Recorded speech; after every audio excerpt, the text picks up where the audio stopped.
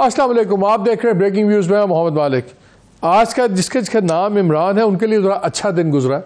सबसे हमारे लिए बड़ी खुशी की बात है कि इमरान रियाज खान जो मिसिंग जर्नलिस्ट थे वो कल अपने घर वापस पहुंच गए हैं। तो अब एक दो दिन सुकून लें, उसके बाद देखते हैं कि क्या हुआ क्या नहीं हुआ। दूसरा, इमरान खान साहब को आज हाई कोर्ट से रिलीफ मिला है। उनकी काफ़ी देर से ये डिमांड थी कि उनको अडियाला जेल भिजवा दिया जाए। तो आज chief justice Islamabad high court ने उनको ये रिलीफ दी है और उनको वहाँ भिजवा दिया है। अगरचे वही टारगेट पे होते हैं पीटीआई के कि जी ये बायस्ड है, सब कुछ है। ये तो थी छोटी छोटी दो बातें, लेकिन बड़ी खबर क्या है? बड़ी खबर यह है कि आज फॉर्मर प्राइम मिनिस्टर शहबाज शरीफ साहब ने मीडिया से बात की लंदन में, और उनसे पूछा गया, जब उनसे पूछा गया कि आपको बयानिया क्या है PMLN का, बिकॉज आपको याद है कि 4-5 दिन पहले जब नवाज शरीफ साहब की वो फेमस स्टेटमेंट आई थी कि जनरल बाजवा और जनाब जस्टिस खोसा, जस्टिस साकिब निसार, जनरल फैज़, इन सब को इंडिकेट उन्होंने किया कि मुकदमात चलेंगे और इनको अकाउंटेबिलिटी होगी और मंतकी अंजाम पे पहुंचेंगे। तो उसके बाद फिर शहबाज शरीफ साहब को डैश करना पड़ा पाकिस्तान, फिर उनकी मीटिंग हुई, फिर सपोजिटली वो कि बड़ा अहम पैगाम लेके वापस गए। अब मेरी इत्तला ये है कि शायद अब उनके बयानिए में कोई नरमी आएगी। अब देखना यह है कि मियाँ साहब अपना बयानिया दोबारा उतना ही सख्त रखते हैं नहीं रखते, क्योंकि उसके बाद एक और इनकी मीटिंग हुई। पहले कुछ देर खबरें चली कि जी वही बयानिया है, वही बातें हैं, फिर वो खबरें हटवा दी गई इनके लोगों से। तो अब कोई चेंज ऑफ हार्ट तो आया है, सब कुछ हो रहा है। आज भी जब उनसे पूछा गया सवाल बड़ा क्लियरली कि ये आपका बयानिया है क्या, तो उन्होंने उसको बिल्कुल साइड स्टेप किया, उस पर कोई बात नहीं की। क्या कहा, जरा सुनते हैं।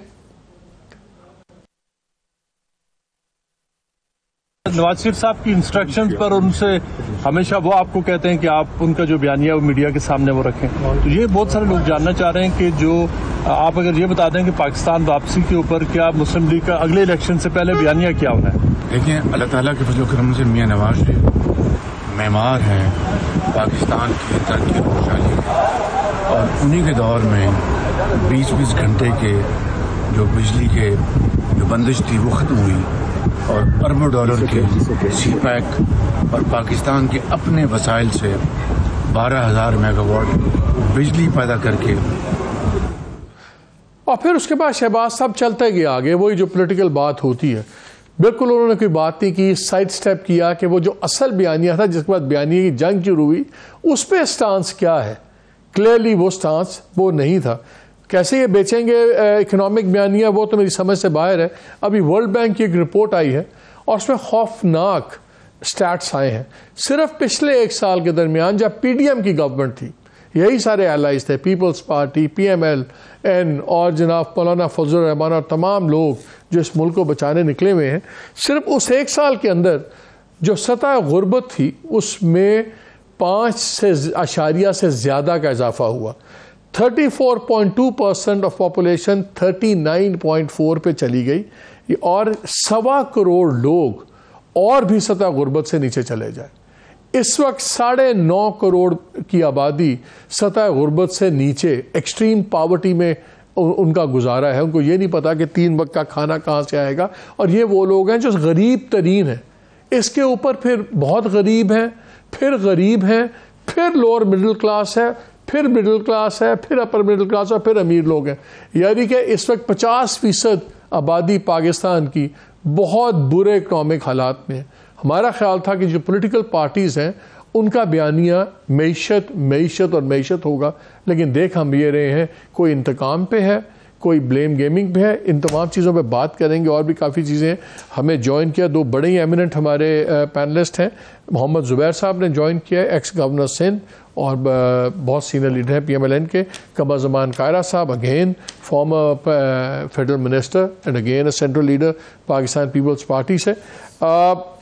ज़ुबैर, आपसे ज़रा शुरू करते हैं। पहले तो ये बताएं, पीपल्स पार्टी का तो बयानिया हमें बहुत क्लियर हो गया है, बल्कि आप बिलावल भुट्टो साहब की one of the many statement सुन लें तो ज़रा आइडिया हो जाएगा। जहां तक नून लीग से एतराज है लेवल प्लेइंग फील्ड के बारे में, अगर नून लीग ने मैनेज किया, बंदोबस्त किया कि लेवल प्लेइंग फील्ड ना हो, तो फिर मैं शिकायत उन्हीं के खिलाफ करता। अगर किसी और ने किया होगा तो फिर मैं वो किसी और का नाम ले रहा हूं। मैं स्पेसिफिकली जो पाकिस्तान पीपल्स पार्टी का लेवल प्लेइंग फील्ड के एतराजात हैं वो एक सियासी जमात के हवाले। इसके अलावा उन्होंने बहुत जगह इनके लीडरान ने ये बातें भी की कि जी वो गवर्नमेंट तो PMLN की गवर्नमेंट थी, PDM की असल में, फाइनेंस मिनिस्टर उनका, प्राइम मिनिस्टर उनका, इंटीरियर मिनिस्टर उनका, तो गवर्नमेंट तो वही चला रहे थे। तो लगता ही है कि हर पार्टी ने अपना अपना इलेक्शन चूरन तैयार किया हुआ है। और PPP का तो है कि चले हमने we were there but we are responsible, ये बेसिकली PMLN ड्राइविंग सीट में थी। आप लोगों की समझ नहीं आ रही, कभी आप मियाँ साहब दूसरा इंतकाम का चूरन और वो शायद वो बयानियाँ लेना चाह रहे हैं जो उनके ख्याल में इस वक्त अवेलेबल है, क्योंकि इमरान खान अंदर है, उनकी पार्टी डिसरे में है, शायद वो उनका ख्याल है कि उस पर वो ले पाएंगे। क्या वो इस वक्त बयानियाँ बिकेगा? क्या लोगों का मसला ये है कि बाजवा ने क्या किया या जनरल फैज़ ने क्या किया, या लोगों का मसला ये है कि हमारी इकनॉमिक हालत कौन बदलेगा? लोगों का मसला बिल्कुल क्लियर है और हम उसको समझते हैं, वही सबसे आगे होगा और हमारी प्रायोरिटी है। और वो जो आपने खुद जिक्र भी किया वर्ल्ड बैंक रिपोर्ट, और वर्ल्ड बैंक रिपोर्ट ना भी हो तो मेरा ख्याल है सबको पता है कि मईशत के हवाले से, और जो ख़ास तौर पर जो वल्नरेबल तबका है, गरीब लोग हैं और करोड़ों की तादाद में हैं, तो उनके लिए तो मुश्किलात बहुत ज़्यादा हैं और बढ़ी हैं पिछले 1-2 साल में। और उसको रिवर्स करने की ज़रूरत है। इकनॉमिक एजेंडा, एक रिफॉर्मिस्ट इकनॉमिक एजेंडा हम बना रहे हैं, उसका बाकी चीज़ों से कोई ताल्लुक़ नहीं है। हम जो फोकस करना चाहते हैं वो आम आदमी की ज़िंदगी हम कैसे इम्प्रूव करेंगे। वो तो वो देखें, वो तो जब एजेंडा, जुबैर साहब, वो जब एजेंडा आएगा हम भी देख लेंगे, सुन लेंगे। अभी तक तो नहीं आया। अभी तक तो हमें जो आपके पार्टी के लीडर हैं नवाज शरीफ साहब, इतने अरसे बाद उन्होंने चुप का रोज़ा तोड़ा और जब पब्लिकली बोले, ये तो होता मुझे नज़र नहीं आ रहा। और माजी में जिसने इंतकामी सियासत की है, चाहे इमरान खान है, चाहे नवाज शरीफ साहब है, हमने उनका सिर्फ गिरावट ही देखी है उनकी पावर में, और हमने उनको ख्वार होते देखा हुआ है। ये अभी तक कोई सबक नहीं सीखा आप लोगों ने? नहीं, मेरा ख्याल है वो आप थोड़ा सा समझे नहीं है उनका what he was trying to से।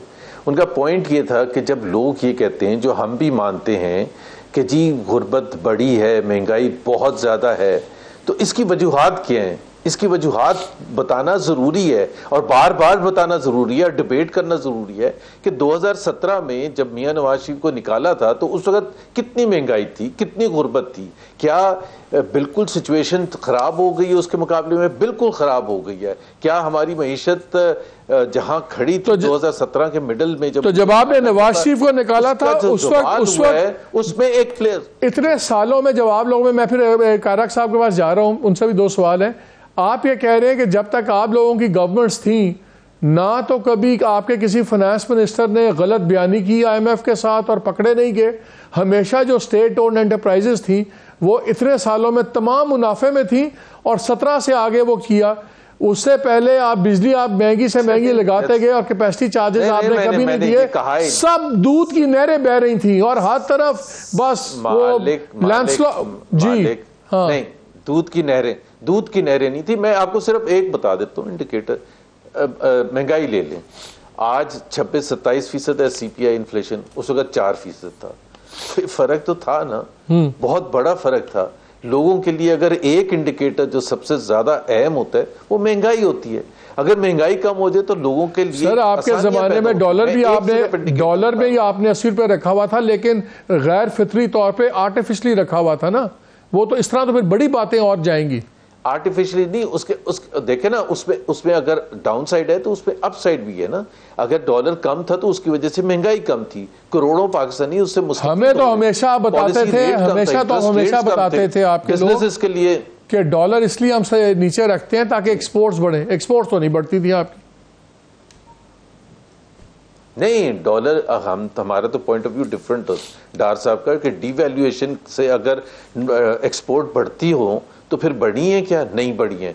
वो उनका पॉइंट ये है कि ये डॉलर को इस वजह से डिवैल्यूएशन करना कि आपके एक्सपोर्ट्स बढ़ देंगी, ये नहीं है कोई रिलेशनशिप। चलो इस पे आते हैं, इस पे हम इकोनॉमी पे चले जाएंगे। देख लेना, मैं पहले कायरा साहब को भी ले लूं। कायरा साहब, आपको क्या नजर आता है? ये जो बयानिया, आप लोगों का बयानिया ये नजर आता है हमें, and correct me if I am wrong, कि हम पीडीएम में थे लेकिन असल जो वजारतें हैं या असल ड्राइविंग सीट है वो पीएमएलएन के पास थी।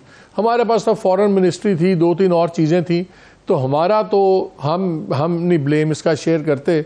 और ये जो चूरन पीएमएलएन अब तैयार करने की कोशिश कर रहा है कि ये इंकलाब, जो इंकलाब 16 महीने किसी को याद नहीं आया, उस वक्त कोई चीज़ नहीं हुई। वही जनरल बाजवा था जिसको इन्होंने एक्सटेंशन का भी वोट डाला, उस वक्त general Bajwa was okay, he was fine. तो आपको समझ आ रही है कि पीएमएलएन का क्या है, इंतखाबी क्या है, क्या सीन है? मालिक साहब शुक्रिया। एक तो ये जो आप फरमा रहे हैं ना कि हमारा और हमारी तरफ से इल्जाम कि जिनकी गवर्नमेंट थी और फलां था, बेसिकली हुआ ये है कि इलेक्शन के दिन जब करीब आते हैं तो फिर हर जमात अपना अपना बयानिया बना के लोगों के पास जाना चाहती है।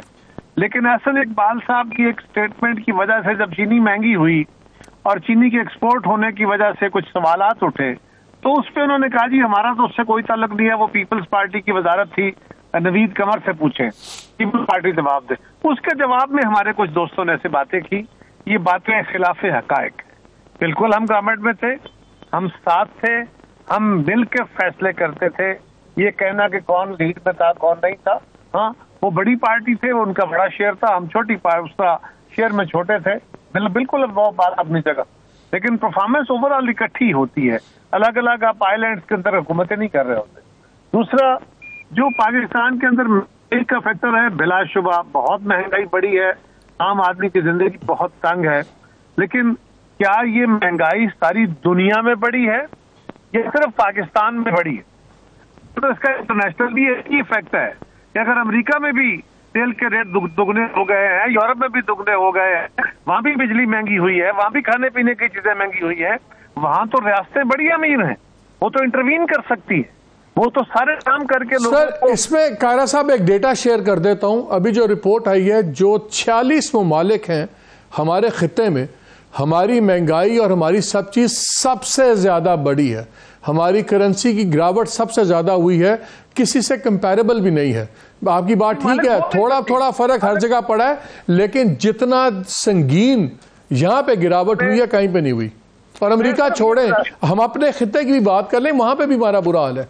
मैं उस पर भी करता हूँ बात। देखिए एक बात ये भी है, एक बात ये भी है कि हमारे खिते में जो कुछ हुआ, पाकिस्तान के अंदर जो कुछ हुआ, पाकिस्तान में महंगाई यकीनन बहुत बड़ी है। मालिक हमारे खिते के किसी मुल्क को अफगानिस्तान वाले हालात का सामना है? वहां पे क्या डेमोक्रेसीज को यही चैलेंजेस हैं जो हमारे यहाँ हैं? आज भी तालिबानाइजेशन ने जो तबाही हमारे लिए बनाई हुई है, और फिर ओवर द ईयर्स, किसी एक दौर में नहीं, ओवर द ईयर्स हमारे यहाँ डिटेरियोरेशन होती आई है और आज आके कल्मिनेट हो गई है। डरी हुई रियासतें हुकूमतें बैठी होती हैं, और फिर हम करते क्या है, हमारी हुकूमतों को आसानी से पैसे मिलते रहे, हम वो इजी मनी लेके इस्तेमाल करते रहे, भले वो इमदाद की सूरत में, भले वो कर्जों की सूरत में।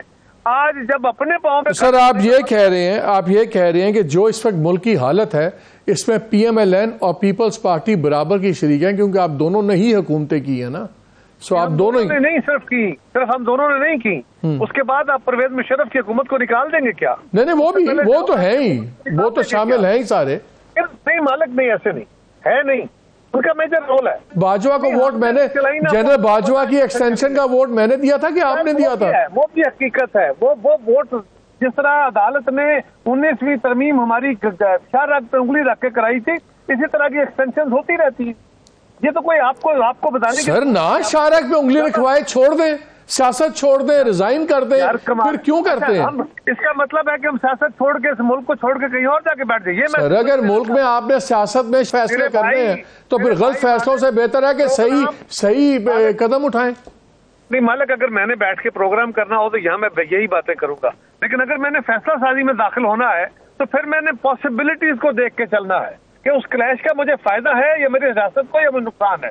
मेरे इंस्टीट्यूशन को फायदा है कि नुकसान है, उस वेइंग में मेरे क्या आप ये मानते हैं कि आपने पॉलिटिकल अपनी समझदारी से ऐसे कॉम्प्रोमाइजेस किए जो बेसिकली नेशनल इंटरेस्ट के खिलाफ अल्टीमेटली साबित हुए?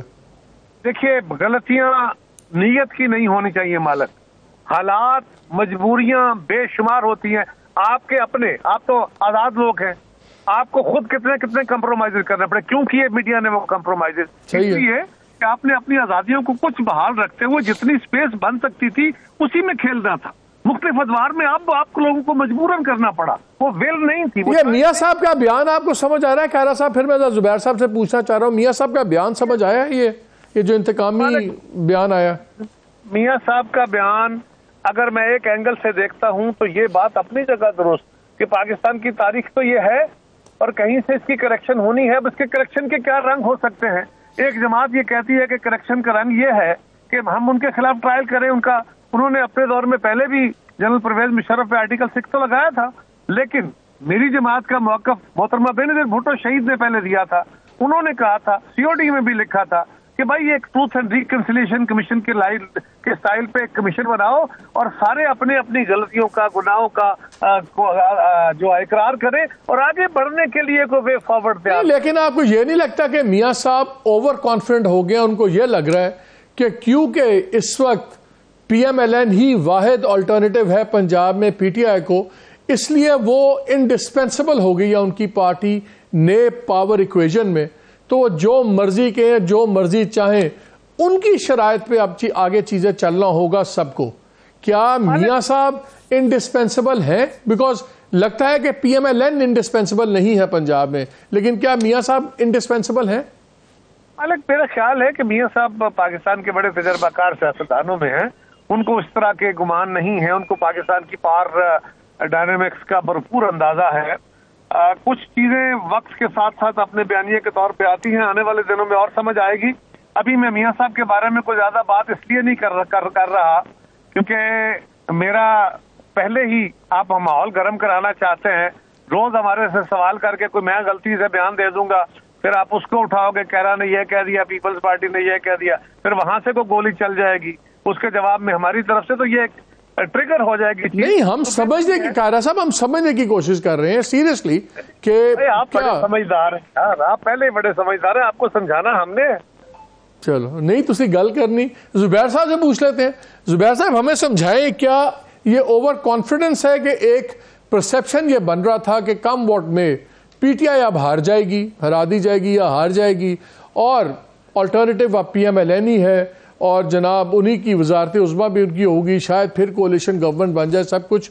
तो नाउ मियां साहब थिंक्स कि जो भी चीज़ें होंगी उनकी टर्म्स पे होंगी। फिर जब ये माहौल बना, हमने देखा तारीख भी आ गई। अब हम सुन रहे हैं कि मियां साहब आएंगे और फिर वो जाएंगे मीनार पाकिस्तान, उसके बाद होगा। तो हमारा तो ख्याल है कानून के मुताबिक तो यार मियां साहब आते ही गिरफ्तार होना चाहिए, वो इश्तिहारी हैं। क्या रियासत उनको गिरफ्तार नहीं करेगी या कोई अरेंजमेंट होगी हुई है?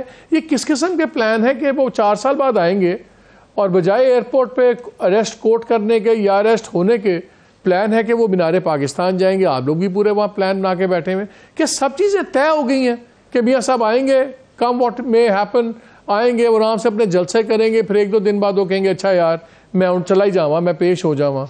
तो क्या ये सारा स्क्रिप्ट तय हो गया हुआ है जुबैर साहब?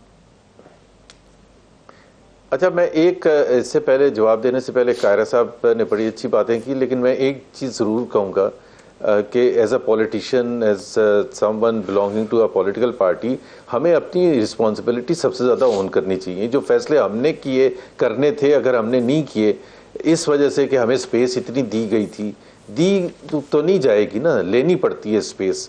तो अगर आप स्पेस लेने के लिए तैयार नहीं है हम लोग, तो अवाम के पास जब आप जा रहे हैं इलेक्शन के लिए, तो अवाम हमारे से यही काउंटर क्वेश्चन पूछे जो कायरा साहब ने अभी कहा है कि आप तो मरहूने मिन्नत है कि आपको स्पेस कितनी मिलेगी, तो आप कहाँ से बैठ के हमें ये बता रहे हैं कि हम तमाम मईशत के मसाइल, गुर्बत, महंगाई वगैरह ख़त्म कर देंगे, और जब हुकूमत ख़त्म होएगी तो कहेंगे हमें जितनी स्पेस मिली थी उतने में हमने काम किया था। So I think we have to find a better solution to this, and this is the time. मैं इसलिए ये एम्फसाइज कर रहा हूँ कि पाकिस्तान की मईशत इतनी ख़राब मेरा नहीं ख्याल है थी, और कितना अर्जेंसी है, सेंस ऑफ अर्जेंसी है कि उसको फिक्स किया जाए और फिक्स करने का तरीका भी डिटर्मिन किया जाए। लेकिन हमारे जुबैर साहब पिछले 16 माह में आपकी गवर्नमेंट एक से दूसरे स्टेप पे गई है। फ्रैंकली आटा सस्ता कर दो, 50 रुपए की बोरी 40 में बेच दो, बिल्कुल ऑप्टिक्स और कॉस्मेटिक, कोई बात नहीं हुई कि इकॉनमी में क्या करना है, लॉस में। आपसे ज्यादा काम तो इंटरिम गवर्नमेंट वाले कर रहे हैं। लग ये रहा है कि शायद PIA की प्राइवेटाइजेशन वो कर ही जाए, जिसने कोई तकरीबन हर साल 90 बिलियन ठुकता है, 300-400 बिलियन उसने इकट्ठा किया हुआ है। हो सकता है वही कर जाए। 16 महीने में आप लोगों ने कुछ नहीं किया जी। एक तो 16 महीने में देखें, बहुत से लोगों के, मियां नवाज शरीफ को भी एतराज़ था कि 16 महीने की हुकूमत हमें नहीं लेनी चाहिए। अगर आपने एक रोड बनानी है जिसमें 5 साल यार, ये आप छोड़ दें, ये बात छोड़ दें। जब आप लोगों ने अप्रैल 2022 में गवर्नमेंट ली, हमें बताया गया, मियां साहब कह रहे थे गवर्नमेंट ना लें, लेकिन वो बिलावल भुट्टो और आसिफ जरदारी ने कहा नहीं हमें गवर्नमेंट में रहना चाहिए। हर बारी आप कर भी लेते हैं, बाद में कहते हैं मियां साहब, साथ में ये भी कहा की गवर्नमेंट चला भी ली, मियां साहब कहते थे नहीं चाहिए। छोड़ दें इस बात को, ये बताएं किया क्या। साथ में ये भी कहा कि हमें प्राइवेटाइजेशन की भी मिनिस्ट्री चाहिए और हम बिलीव नहीं करते हैं प्राइवेटाइजेशन पर, लेकिन मिनिस्टर हमारा होना चाहिए। तो आप पीपल्स पार्टी की बात कर रहे हैं, जो भी हो गया, लेकिन जी पीपल्स पार्टी का था ना प्राइवेटाइजेशन मिनिस्टर। तो सवाल आप कायरा साहब से पूछते, तो उन्होंने इसीलिए ली होगी ना ताकि प्राइवेटाइजेशन ना हो। लेकिन साहब जो मियां साहब का बता दें, क्या मियां साहब का सारा स्क्रिप्ट तय हो गया हुआ है, जो अचानक 4 साल बाद वो कंफर्टेबल हो गए हैं, आ भी रहे हैं, और ये हालिया जो फियास्को हुआ है इसके बाद भी वो कह रहे हैं नहीं। एक तो उन्होंने जितनी उनकी सजा बनती थी, उनकी सजा बनती नहीं थी जो उनको दी गई। पहले जेलों में डाला गया, एग्जाइल इज नॉट अ बात की बात है ना, पनिशमेंट। अभी तो इख्तियारी है ना। नहीं बात की बात नहीं है, 6 साल गुजार लिए ना। अभी तो वो जजेस कौन से जेल में गुजारे हैं, लंदन में गुजारे हैं ना, एवन फील्ड में गुजारे हैं। ऐसे तो दुख भरी दास्तान आप ऐसे कह रहे हैं जैसे कोई अटक जेल में गुजारे। नहीं, कोई पॉलिटिकल लीडर दुनिया भर में exile is considered as a punishment. Exile कोई अपनी मर्जी से नहीं होती, एक्साइल में मुश्किलात होती हैं। एनीवेज, उनके जो लॉयर्स हैं उन्होंने यकीन दिलाया, मियां नवाज शरीफ के lawyers, I am not a legal expert, कि एवरीथिंग इज क्लियर। इंशाल्लाह ताला वो आएंगे और उसका क्या बंदोबस्त किया जाएगा आइंदा चंद हफ्तों में मेरा ख्याल है सबके सामने आ जाएगा। कारा साहब वो कह रहे हैं प्राइवेटाइजेशन में आप बिलीव नहीं करते, और प्राइवेटाइजेशन मिनिस्ट्री आपने जिद करके ली है। वो इसलिए ली थी आप लोगों ने कि प्राइवेटाइजेशन ना कोई हो जाए अचानक। ये जुबैर साहब को कोई इल्म होगा, मेरे इल्म में तो कभी ऐसी बात नहीं है कि पीपल्स पार्टी ने कोई जिद की थी। मुस्लिम लीग की तरफ से ये जरूर कहा गया था कि बिलावल साहब जो हैं वो फॉरेन मिनिस्टर बने। ये बात आपको पता है, हम तो उस वक्त भी कहते थे कि हमारे चेयरमैन को, एक पार्टी के हेड को दूसरी पार्टी के हेड के साथ उनकी कैबिनेट में नहीं आना चाहिए, लेकिन ये मुल्क की जरूरत थी। मियां साहब का जायज मुतालबा था, उन्होंने बिलावल साहब को कहा और हमने माना। तो ये बाकी मड स्लिंगिंग ऐसी करने की जरूरत नहीं है। ये बात दुरुस्त है कि मालिक साहब, हमारे अदवार के अंदर, पॉलिटिकल अदवार के अंदर एक प्रॉब्लम जरूर होता है। जब स्टे यूनियन रौला डालती हैं, जब अदालतों के अंदर स्टे होते हैं, बहुत सारे आपके जो स्टेटस को हैं उनकी वजह से आपकी प्राइवेटाइजेशन बहुत बड़ी रुकी हुई है।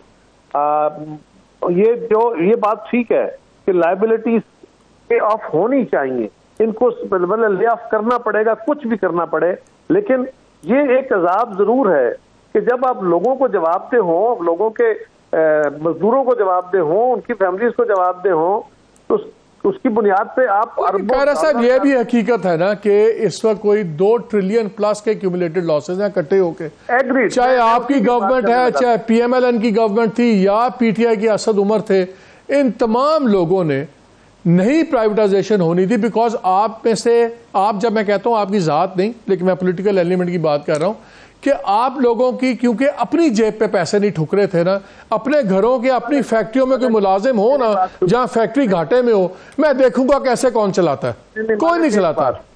एक बात, अगर प्राइवेटाइजेशन हो और अगर किसी ने उसमें से मुंह कलाई करना हो तो फिर पैसे कमाने का जरिया तो है ना, प्राइवेटाइजेशन करो, फिर तो वो है ना जो आप कह रहे हो। लेकिन ये बात नहीं है, बिल्कुल मजबूरियां होती हैं, बिल्कुल कौन कौन सी हुकूमतों ने कोशिश की? परवेज मुशर्रफ की गवर्नमेंट चाहती थी प्राइवेट। सर वो आप हर ये इनमें कोई बड़ी मजबूरी नहीं थी, हर कोई यूनियन के साथ वोट अपने तय करता था और उसको बिकॉज आप जेबों में ज्यादा था। तुम यहाँ सर मुझे बताएं, PIA की, चले PIA पे ले लेते हैं, 12,000 मुलाजिम है, 90 बिलियन लास्ट टाइम का है, 400-450 बिलियन उनके इकट्ठे हुए हैं, 700 बिलियन से ऊपर। मुझे आप ये बता दें क्या मजबूरी है किस हुकूमत को कि 12,000 बंदों को चाहे वो रीस्ट्रक्चर करती, रीएडजस्ट करती, हर बारी बात होती थी, क्यों प्राइवेटाइजेशन नहीं हुई? क्या वो उस पर क्या अमेरिका इन्वॉल्व था, क्या उसमें फौज इन्वॉल्व थी? ना छोड़ दो। मैं बताता हूँ क्या नहीं हुआ। अर्ज ये है, ये बताओ कि प्राइवेटाइजेशन करने के लिए पहले आपने उस इदारे को खड़ा करना है ना, जीरो पे तो नहीं देना ना, ₹1 में तो नहीं दे सकते। सर एयर इंडिया बिकी है ₹1 में, कोई मसला नहीं है। ₹1 में कोई माई का लाल मुझे पाकिस्तान का प्रोजेक्ट दिखा के देखे तो ये पाकिस्तान के सारा मीडिया उसके कपड़े उतार देगा। नहीं सर छोड़ दे आप यार, ये ना करो, हर चीज सर मीडिया पे ना डाले। जुबैर साहब, मैं कायरा साहब की बात से बिल्कुल एग्री नहीं करता। जुबैर साहब इस पे आप कमेंट दे, मीडिया पे ना डालें, देखे ना ना, आप लोग नहीं करते। पहले देखे ना, रीस्ट्रक्चरिंग करने के लिए कायरा साहब $10s of billions चाहिए। आपको फ्लीट बढ़ाना पड़ेगा, आपको इंफ्रास्ट्रक्चर ठीक करना पड़ेगा, आपको IT के सिस्टम ठीक करना पड़ेगा। हुकूमत पाकिस्तान के पास पैसे नहीं है, नहीं थे, मैं यही कह रहा हूं। नहीं तो नहीं है ना, कभी भी नहीं होंगे, तो आप लॉसेस बढ़ाते जाएं। तो यही तो भाई जुबैर बात पैसे, तो वो तो ये तो सिर्फ PIA की बात कर रहे हैं। तो भाई आप खुदा का नाम लो, आप PIA को देना चाहते हो, समझने की बात है, देके देनी पड़ेगी तो दे लो। क्या सर क्या देना पड़ेगा? एक सेकंड कायरा साहब, एक तो देखें। जी जुबैर बोले। हेलो जी कायरा साहब, मैं याद दिला देता हूँ, 2015 में हम लास्ट स्टेज पर थे जब स्ट्राइक भी PIA के एम्प्लॉयज ने कर दी थी। तो उस वक्त पीपल्स पार्टी ऑपोजिशन में थी, नवीद कमर साहब उस कमेटी में रिप्रेजेंट कर रहे थे पीपल्स पार्टी को, असद उमर थे और दूसरे लोग थे, PTI थी, और इन्होंने कहा कि जी हम लेट जाएंगे, आगे हम नहीं होने देंगे। इनको हमने पांव पड़े थे कि आप इसका फिर अल्टरनेट बता दें कि पाकिस्तान, ये 2015 की बात है, अब 8 साल के बाद आप अक्यूमुलेटेड लॉसेस देख लें कि कितने हैं, कि पाकिस्तान के अवाम की जेबों से जा रहा है। क्या ये हमारे पास इसको जवाब देने के लिए कुछ है या नहीं है? एक होटल वहाँ न्यूयॉर्क में रखा हुआ है, वो शुरू करते हैं प्रोसेस तो ये सारे मुखालफत करना शुरू कर देते हैं। भाई या तो कोई अल्टरनेट हल हो। पाकिस्तान के अवाम can't take the 1.7 trillion per annum losses है बाय द वे। जी कायरा साहब, मैं एग्री करता हूँ, इस बात से मैं एग्री करता हूँ कि हमें अल्टीमेटली ये हो स्टील मिल हो, इनका सोल्यूशन यही है कि इनको ले ऑफ करना पड़ेगा। लेकिन मालिक उसके लिए जब तक हमारे यहाँ कुछ थोड़ा बहुत ये तलखी का माहौल ठंडा नहीं होता, अपोजिशन हर दौर में चीजों की मुखालफत करती रहती है और हुकूमत अपने काम करती है। हमने असल में फायर फाइटिंग थी इस कदर खौफनाक, ये बात दुरुस्त है कि इनके भी एक ये नहीं है, हमारे बहुत सारे और कारखाने हैं, बहुत सारी और लाइबिलिटीज ऐसी हैं जो हमें अल्टीमेटली ले ऑफ करनी पड़ेंगी, उनको कम करना पड़ेगा। बिल्कुल I agree with that sir. लेकिन वही बात है ना कि 2015 में हो रहा था और आप लोगों ने नहीं होने दिया, तो फिर you have to take the blame ना। इसके लिए ज्यादा बेहतर होता कि आप नवीद कमर से सवाल करते, मैं तो उस पर नहीं, ये तो बाय चांस बात इधर चली गई। हम तो यही बात कर रहे हैं कि प्रायोरिटीज जो है वो हमें तरजीहात पॉलिटिकल पार्टीज की समझ नहीं आ रही। ये भी याद रखें, पीपल्स पार्टी के दौर में आसिफ जरदारी साहब ने रूट शेयरिंग फार्मूला दिया था। उस वक्त किसी और की जो यूनियन थी बैठी हुई, उस यूनियन ने भी मुखालफत की थी। इस तरह ये बट स्लिंगिंग करते से काम नहीं चलेगा। हम कह रहे थे कि हमें टर्किश एयरलाइन से रूट शेयर कर लेने चाहिए, आज कर रहे हैं, आज आप बहुत सारी एयरलाइन से कर रहे हैं, उस वक्त न किया गया। हम कह रहे थे उस वक्त कि हमें जहाज और मिलने चाहिए, लेने दे, नहीं लेने दिए गए उस वक्त, उसकी बहुत सारे प्रेशर्स और थे, क्या क्या बताऊं। अच्छा सर, ये प्राइवेटाइजेशन छोड़े तो बात उधर चली गई। मैं एक सवाल छोड़ता हूं, मैंने एक ब्रेक लेना। सवाल मेरा ये है कि आपके ख्याल में जो ये लेटेस्ट बयानबाजी हुई है मियाँ साहब की, और हमने देखा कि बड़ी पब्लिक शफलिंग हुई, अगर पैगाम वैसे पहुंचाना होता किसी ने तो खुफिया तरीके से क्वाइटली भी हो सकता था, लेकिन शहबाज शरीफ को बुलाया गया, उनकी मीटिंग्स हुई, उनको समझाया गया भैया ये लाइन ऑफ एक्शन नहीं चल सकती, पूरा सिस्टम डिरेल होता है, इस तरह मत करें। ये जो पब्लिक सारा ये स्नबिंग भी हुई है, आपके ख्याल में ये एक टेम्प्ररी सा इम्पेडिमेंट आया, और अगर मियाँ साहब अगर तो साइलेंट हो जाते हैं फिर और बात है, लेकिन आपके ख्याल में अगर मियाँ साहब इसी लाइन ऑफ एक्शन को परस्यू करते हैं तो क्या इसका लॉन्ग टर्म प्रोसेस पे ख़तरा हो सकता है इलेक्शंस आगे पीछे होने का या इस किस्म का? एक साथ जवाब लेता हूँ कायरा साहब आपसे एक ब्रेक के बाद, और यही फिर सवाल मेरा ज़ुबैर साहब के लिए भी होगा। Let's take a break.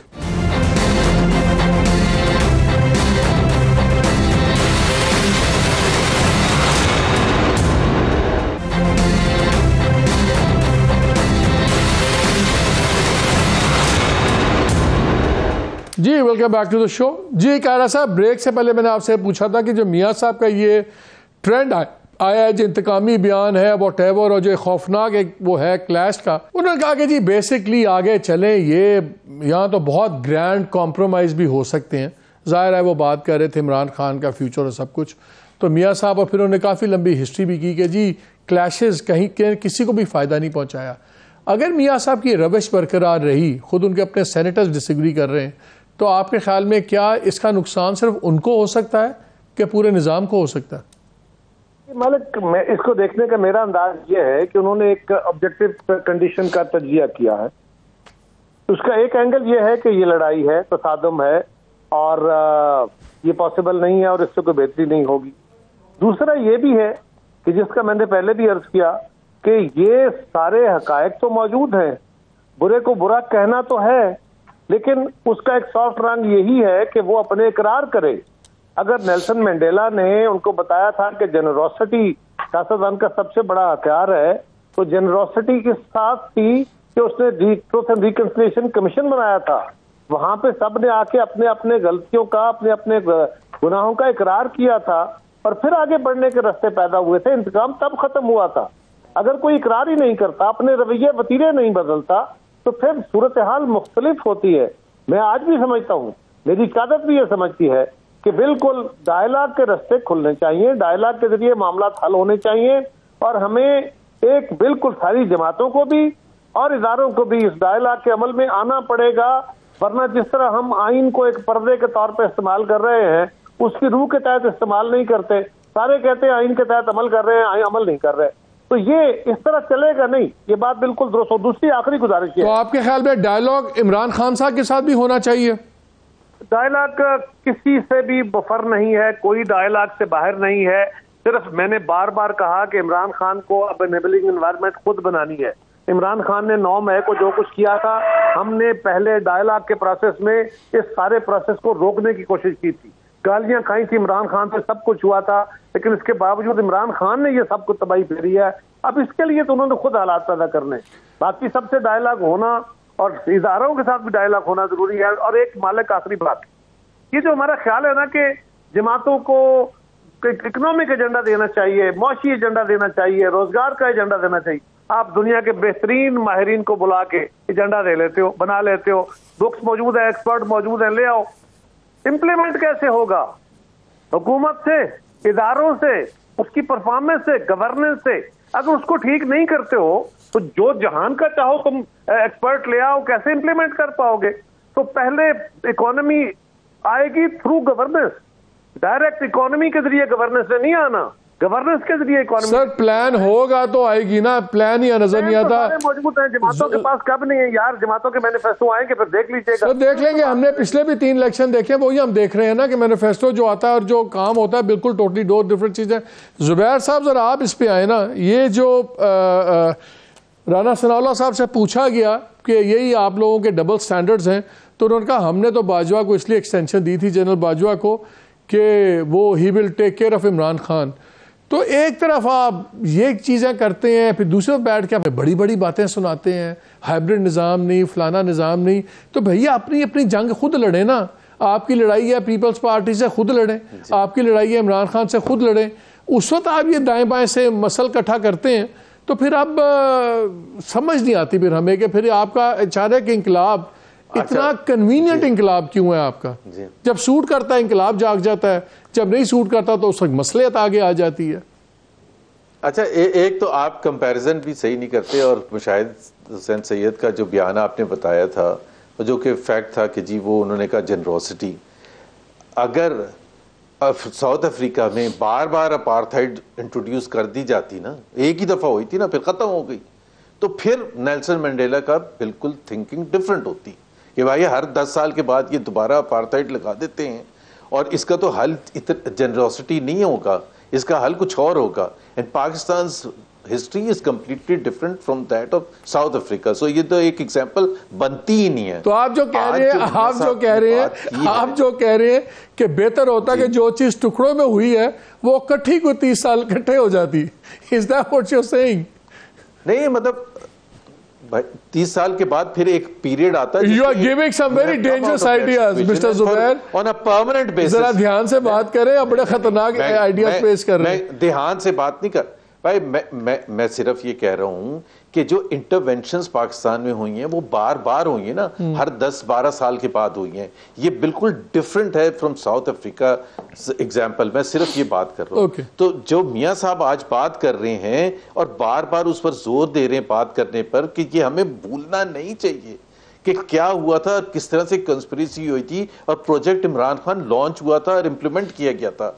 अगर वो आज हम डिबेट भी नहीं करेंगे मालिक, आज हम उसको डिस्कस भी नहीं करेंगे कि बट्टी पाओ और आगे चलना चाहिए, उसका मतलब ये नहीं होता कि आप कटहरे में लेके आएंगे। उसका मतलब ये होता है कि आप वो डिबेट के तौर पर याद दहानी तो करवाएंगे ना अवाम को कि हम किस तरह से फंसे। अगर बांग्लादेश की एग्जाम्पल देते हैं तो बांग्लादेश का नहीं, वो तो कटहरे में ला रहे हैं, वो तो कटहरे में ला रहे हैं, वो तो कटहरे में ला रहे हैं।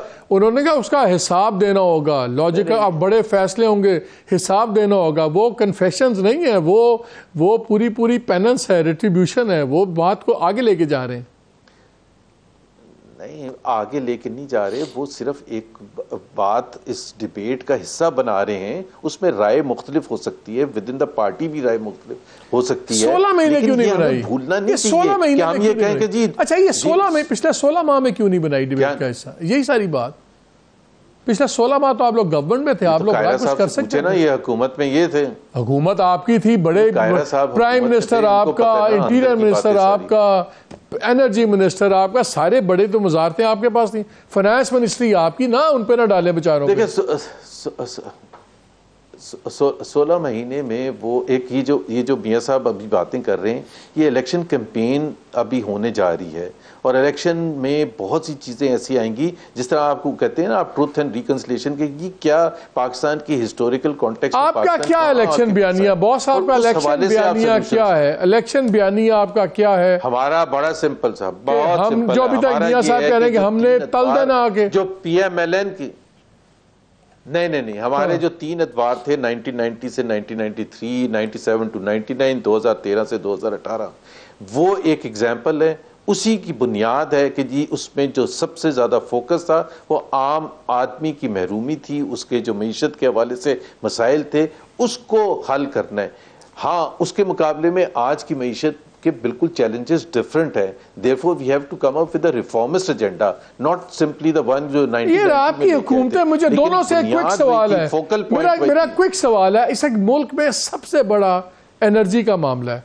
बिजली के बिलों ने खुदकुशियां लोग कर रहे हैं। हम अभी फिर बढ़ जाना अगले माह, फिर बुरा हाल हुआ है। 2-3 चीज़ें बड़ी इंटरेस्टिंग है इस मुल्क में, शायद मेरे बहुत से नाज़रीन को नहीं पता होगा। मैं आपसे पूछता हूँ कि आप लोगों ने जस्टिफाई कर दें, आप दोनों की हुकूमतों ने काम किया। जो IPPs हैं नाजरीन, जिनको हम कैपेसिटी चार्ज भी देखते हैं, जिनको हम सारे हमारा सर्कुलर डेट भी है, आपको पता है कि जो पावर जनरेशन वाले प्रोजेक्ट्स हैं ये इनकम टैक्स से मुबर्रा है। आप और मैं देते हैं। ये जो अरबों रुपए कमाते हैं इन पे इनकम टैक्स नहीं है, ना इन पे ना रियल स्टेट की जो इन्वेस्टमेंट ट्रस्ट हैं। 2 ही खैरिया माशाल्लाह बहुत मजबूत ग्रुप हैं। फिर जब ये पावर जनरेशन वाले हैं, जब ये अपना इक्विपमेंट मंगवाते हैं उस पर भी टैक्स एग्जेम्पशंस हैं, हम पे और आप पे नहीं है। सो पहले इनका टैक्स एग्जेम्पशन इनके प्रोजेक्ट्स के ऊपर, उसके बाद फर्दर टैक्स एग्जेम्पशंस है, इनकम टैक्स इस पे नहीं है और हमारी इनकम्स इन्होंने उड़ा के रख दी हैं। ज़रा मुझे जुबैर साहब पहले आप बताएं और फिर कायरा साहब भी, पहला IPPs आपके ज़माने में लगे थे, कायरा साहब शुरू करते हैं। सारी चीज़ें इतने सालों में कुछ नहीं करना था तो ये एग्जेम्पशन ही विड्रॉ करते। वर्ल्ड बैंक चीख के आपको बार बार कह रहा है आपकी गवर्नमेंट्स को प्राइवेटाइजेशन चले और बात ही, बड़े मजदूर थे। ये जो बड़े मगरमच्छ हैं इनकी एग्जेम्पशंस भी आप लोगों ने विड्रॉ नहीं की। कायरा साहब पहले आप, and very quickly Zubair, 1-1 minute है। मालिक, पहली बात तो यह है कि हमारे दौर में IPPs का कॉन्सेप्ट जरूर आया और हमने पहले पाकिस्तान के इंडिजिनस कोल, थर कोल से इस प्रोजेक्ट का आगाज करना चाहा। अनफॉर्चुनेटली हमें उसकी इजाजत नहीं दी गई और बाकी रेस्ट सर पहले स्पेसिफिक चीजों पे आ जाए। कारा साहब इतना टाइम नहीं है, काइंडली मुझे ये जस्टिफाई कर दें। बाकी मैं आपका वक्त जाया नहीं करता। वो सारी दुनिया जानती है कि क्या हुआ, गार्डन बुक किधर गया, क्यों गया। और दूसरी बात, हमारे दौर में उस वक्त ये प्रोजेक्ट जब आए, एक्यूट शॉर्टेज के दौर में जब आप प्रोजेक्ट करते हैं तो आपको इन्वेस्टर अपने मर्जी से आपकी शराइत बनवाता है, जिस तरह आज आपसे IMF बनवा रहा है। इसलिए उस वक्त ये मुआहदे किए गए और उन मुआहदों के अगर सॉवरेन एग्रीमेंट्स हैं और आप उनसे निकल के जो कुछ आपके साथ हुआ था रिकोडेक में, इसी तरह के और कोई सर एग्जेम्पशंस हर जगह एग्जेम्पशंस पेरेनियल नहीं होती, exemptions are time factor and everything, कोशिश हुई परपेचुअल नहीं होती। फिर होनी चाहिए ऐसी कोशिश, फिर होनी चाहिए। कोशिश हुई जो हफीज शेख ने की और उन्होंने उनके दौर में, भले हमारे मुखालिफ गवर्नमेंट थी, उन्होंने उनकी जो टैरिफ थे वो रैशनलाइज किए। हाँ डॉलर पैक कर दिया ना, डॉलर पैक कर दिया ना 148 पे 148 पे। जुबैर साहब जरा क्विकली आप भी जरा कमेंट दे दें। आपको तो बड़ी हमदर्दी है, पाकिस्तान के अवाम के लिए आपका दिल धड़कता है। और जितने ये बड़े मगरमच्छ हैं, इनको टैक्स, इनकम टैक्स एग्जेम्पशंस भी हैं, इनको जनाब इंपोर्ट ड्यूटी एग्जेम्पशंस भी हैं। हमारे तो बच्चों के दूध पर भी आपने टैक्स लगाया हुआ, जरा जवाब दें ना, जस्टिफाई करें। इंकलाब बाद में लाएं। एक तो देखें, एक तो जो सोवरेन गारंटीज हैं, एक तो बिल्कुल अवाम, मेरे लिए तो अवाम सबसे पहले आते हैं। अगर आपने एग्रीमेंट्स किए हैं और उसके पीछे सोवरेन गारंटीज हैं, तो I think there are lot of things that we have learned. और आई थिंक इस किस्म के चीज़ों सर बड़े बड़े लोगों की जिंदगियां बदल गई हैं, ब्यूरोक्रेट्स के खानदान पल गए। वो एग्रीमेंट्स हवा में नहीं हुए, कोई फरिश्तों ने नहीं एग्रीमेंट्स किए थे। आपको पता है इन एग्रीमेंट्स में एक एक एग्जेम्पशन की क्या क्या वैल्यू होती है। मुझे बताएं, मैं बिल्कुल आपकी बात बताएं कि उसके बाद आपकी 2 गवर्नमेंट्स आई हैं, कभी कोशिश की है इन चीजों को ठीक करने की? वर्ल्ड बैंक को भी पता है आप क्या कहाँ का सॉवरेन गारंटीज है, कहाँ का नहीं है। नहीं कोशिश देखें, उसमें देखें मालिक, उसमें 2 पॉइंट्स ऑफ व्यू होते हैं। एक ये होता है कि अगर आप कॉन्ट्रैक्चुअल एग्रीमेंट्स को चेंज करते हैं तो आप फ्यूचर की इन्वेस्टमेंट को रोकते हैं। जो हमारे पास बहुत सी बड़ी बड़ी एग्जांपल्स भी हैं, जिस तरह अभी कायरा साहब ने रिक्विटी की बात की, जो स्टील मिल का हुआ था, प्राइवेटाइजेशन होने के बाद चेंज किया गया। तो Pakistan is not a model country के जिसमें लोग बढ़ चढ़ के आएंगे इन्वेस्टमेंट करते। अगर पहले आए हैं, जो भी आपने एग्रीमेंट किए हैं, गलत किए हैं, सही किए हैं, you have to honour those agreements and avoid repeating the same mistakes again. I don't know for how long we will keep honoring dishonorable agreements, because उनमें बड़े सवाल थे। anyway, टाइम ख़त्म हो गया। I wish we had more time. नाज़रीन, यहीं पे मैं बात करूंगा कि यहाँ पे हर कोई, यहाँ पे पॉलिटिक्स रिड्यूस हो गई है अपने अपने पर्सनल इंटरेस्ट की। मियाँ साहब को वो नज़र आता है जो उनके साथ ज्यादती हुई है, इमरान खान को अपनी ज्यादती नज़र आती है, पीपल्स पार्टी वालों को वो नज़र आता है कि जी सिंध में हमारे साथ क्या ज्यादती हो रही, मुल्क के साथ और अवाम के साथ जो ज्यादती हो रही उसकी कौन बात करेगा। मैं खाली ये बात कर रहा हूँ, ये तो सिर्फ डॉक्यूमेंट्स हैं, जो स्टैटिस्टिक्स हैं हमारे सामने। सतह गुर्बत में 1.25 करोड़ लोग और 9.5 करोड़, क्योंकि ये नहीं पता कि हमारा अगला खाना कहाँ से आएगा।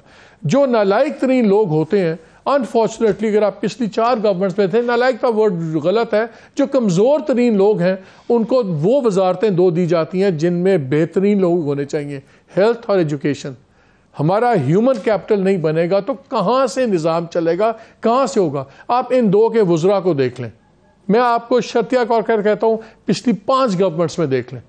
हर कोई लेगा फाइनेंस, कोई लेता है फॉरेन, कोई लेता है इस किस्म की पावरफुल इंटीरियर, कोई भी जिसका ज़रा भी वजन अपनी पॉलिटिकल जमात में यहाँ पे नहीं जाता। ये है क्राइसिस पाकिस्तान का। जितने बड़े मगरमच्छ हैं उनको टैक्स एग्जेम्पशंस भी दे दें, उनको इनकम टैक्स एग्जेम्पशंस भी दे दें, आम लोगों के मुंह से छीन लें।